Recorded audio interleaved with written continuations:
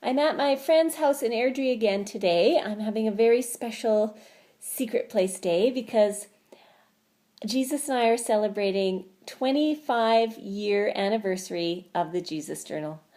25 years ago today, I started the Jesus Journal, October 18th, 1991. So this is a big deal. 25 years ago, that's like half my lifetime. Amazing. And we're having a wonderful day here today. But I wanted to make a video. I did. I really did. I really wanted to make a video. Man, I'm bad at this. I really wanted to make a video to talk about Grace Vineyard again. Okay, this is the last video I'm going to make about Grace Vineyard, I promise you. Stop playing with your hair! Yes, so I've... Oh man, that was a minute of nothing. I just wasted a minute of this video and I need all the time I can get to finish talking about Grace Vineyard. Okay, talk very fast. Okay, so Grace Vineyard is partly responsible for my daughter, and I'm very grateful for that. When I was going to Grace Vineyard, my son was about 4-ish, and I really wanted another baby, and I'd been trying for a really long time, and I wasn't working. So one day I was at a Bible study at Karen Anderson's house. I remember that. And I had a prayer request that I wanted to have another baby. And the ladies gathered around me and prayed for me. And lo and behold, not long afterwards, I got pregnant. And so my daughter was born, and I was very happy. And I'm so grateful for both of my children, who were both miracles. And the other thing I wanted to remember is that, oh, I'm shaking the table. The other thing I wanted to remember is that something very traumatic happened to me while I was attending Grace Vineyard. And I don't know why it happened. No one knows why it happened. The doctors had no idea why it happened. But this is what happened. One night, when I went to bed, I couldn't sleep.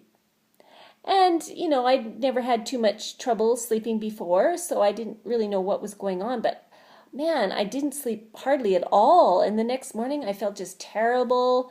And I thought, boy, I hope I sleep better tonight. Well, I didn't. I slept terrible again and woke up feeling even worse. And then the next night, it was the same thing. And before long, I was having such terrible insomnia that I felt like I was sick, really sick. And so I went to the doctor and he said, yes, if you don't sleep, you will get sick. And so he gave me some sleeping pills and I went home and took one and I slept, sort of. But those of you who have taken sleeping pills know it's not a really restorative sleep. It's not a natural sleep. It's a drugged sleep. So I started taking sleeping pills and it helped a little bit, but weeks went by and then months went by and I still wasn't sleeping well and I began to feel just wrecked.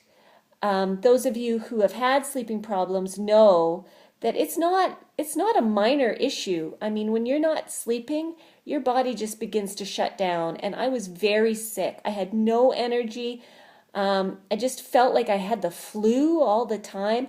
If you have chronic fatigue, you know how terrible it was. And man, I have a lot of empathy for people with chronic fatigue because, you know, from the outside, people look at you and it doesn't seem like you're sick, but oh my goodness, man, I was really, really sick, to the point where I actually had to farm Joy out a couple days a week because I couldn't take care of her. I had no energy to deal with a toddler full time, so I sent her to a day home a couple days a week.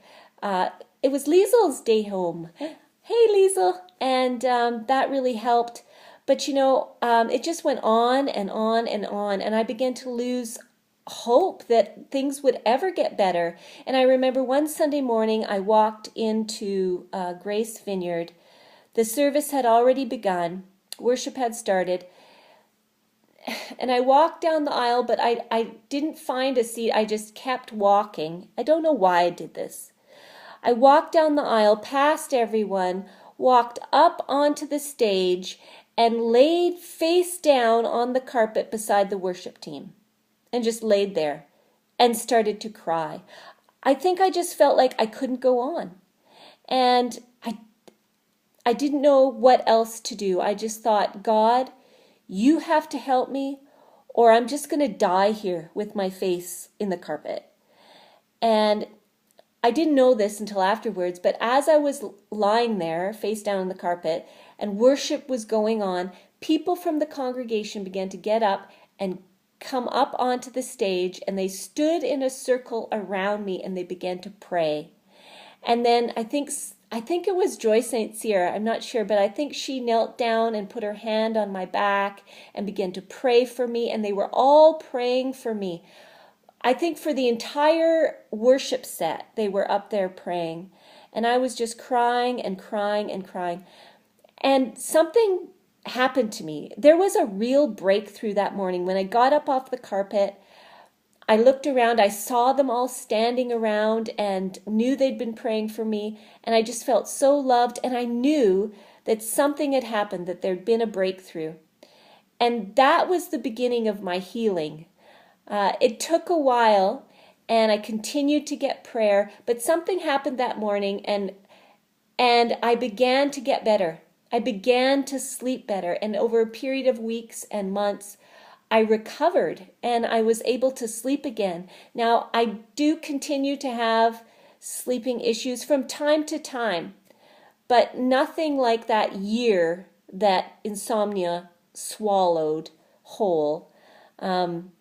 And so I'm so grateful for that. I'm so grateful to Grace Vineyard and to everyone there, everyone in leadership, everyone who is a part of that community. Thank you, thank you, thank you for your investment in all of us and in my life. God bless you. And so next time I'm going to continue talking about something. Yes.